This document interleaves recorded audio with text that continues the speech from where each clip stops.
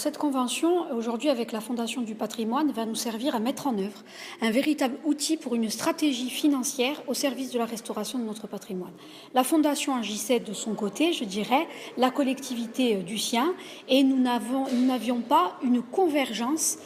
dans la sélection des projets, mais aussi dans la stratégie financière à mettre en œuvre pour pouvoir financer des projets de restauration de patrimoine, alors que les projets sont nombreux. Beaucoup de communes, notamment, sont souvent en difficulté face à leur... pourtant, étant très volontaires pour vouloir valoriser le patrimoine communal, le patrimoine bâti,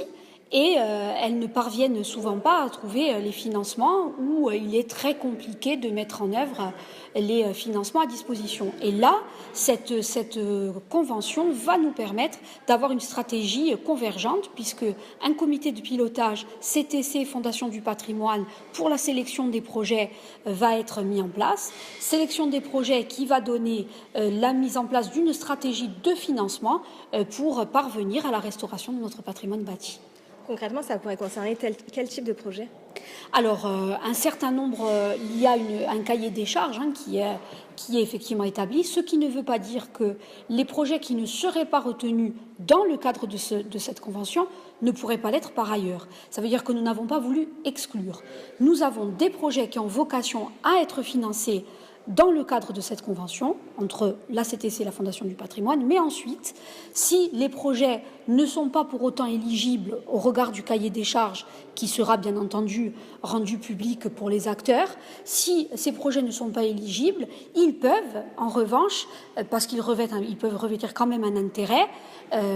faire l'objet de propositions de financement autres, puisqu'il est important de rappeler que c'est un des outils que nous mettons en place à la collectivité, mais que nous avons voulu vraiment mettre en œuvre une stratégie en faveur de la défense de notre patrimoine, mais défense, valorisation, restauration selon le type de projet, et que nous allons présenter dans les prochaines semaines la mise en place du pôle mécénat, qui est là aussi un outil important, que nous avons au début de la semaine en partenariat avec, au travers du partenariat entre l'ADEC et la plateforme Moe Coortiga, qui est une plateforme de crowdfunding, donc de financement participatif. Nous allons là aussi porter des projets et appeler au financement notamment participatif, ce qui ne veut pas dire enfin que les collectivités se désengagent, parce que la collectivité territoriale de Corse veut continuer d'investir dans le patrimoine, mais nous voulons le faire mieux et avec de nouveaux outils à notre disposition, puisque nous savons aujourd'hui qu'il nous faut faire de notre patrimoine un atout de développement économique. Il a une forte valeur ajoutée, d'abord pour les Corses, et puis aussi parce qu'il est un atout de développement, et un atout de développement économique qui nous ressemble.